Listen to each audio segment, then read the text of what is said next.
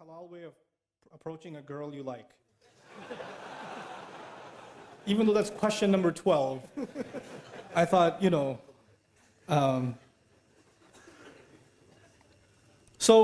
this is more complicated. We've made it more complicated than the Sahaba. So the Sahaba were simple people, and they came from a very rebellious society, where men and women did all kinds of things and nobody cared. And then Islam came. And I want to give you some background here. In Medina, when the Sahaba migrated, the Muhajirun were bankrupt nearly, right? They left everything behind. And Medina was a crazy place. Right now it's Medina Munawwara. But Medina back then was Las Vegas. It was bad.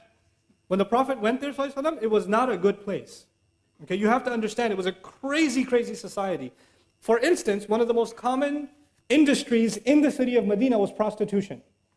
When the Prophet moved there, and the women there were brothels, like prostitution houses, they used to have flags outside their house, that this is a place you can come for those kinds of things. And a companion comes to the Prophet ﷺ and says, Ya Rasulullah, there's a woman, because he doesn't make any money, he's a muhajir.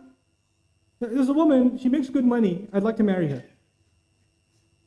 And what does she do? Oh, well, she's in the... You know what I'm saying? I'm not going to spell it out. And you know why I'm telling you this? Because Sahaba didn't even know that's a bad thing yet. They were also learning, weren't they? They didn't become angels overnight. They were being developed. And so he doesn't even think. And imagine you come to Rasulullah and ask this question. Can you imagine somebody coming to an imam today and saying, hey, so I'm thinking about the next janazah would be of the sheikh. Like it would be. And then the ayat came, no, you cannot marry those kinds of women in Surah An-Nur. Like revelation came to teach Sahaba and teach the believers, look, those are not the kinds of people you want to marry. They are their own, don't mix with them. Like Ibn Ashur says, rahmahullah, in his tafsir, that ayah is referring to professional prostitutes, that the zani will not marry a zani, is referring to them, because the question was actually raised. I wanted to bring this up to you because for them, you would think that, if the Sahabi saw a woman from a mile away, he went the other way and made istighfar the whole night. No, it wasn't like that. They interacted with each other, they talked to each other, they worked with each other, they were in business partnerships. All kinds of interactions happened between men and women, but with principles. It was respectful, it was dignified. And when a companion, when somebody liked somebody else, you know what they did? Here's the astaghfirullah part. Here's what they did. Hey, I like you. Want to get married? And she'd say, maybe, talk to my dad. He'd say, okay. And then you go to the dad and say, hey, I like your daughter. And I talked to her, she's not entirely opposed to the idea. Is it cool? And he says, let me talk to my daughter. How this happens today in London is you go to a girl, respectfully, hey, we worked together for 3 years. Would you consider marrying me? And she's like, And maybe she says, please don't talk to my dad, he'll kill me. Because if you talk to my dad, he'll say, this is why you go to work? This is why we sent you to uni? You, fathers, I have 4 daughters.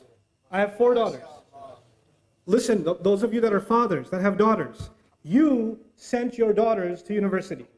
You brought your daughters to this country. You made them live here. You took them outside in society. You made that decision. And when somebody like a Muslim likes them, that's a good thing. How are they going to get married sitting at home? Who's going to like them?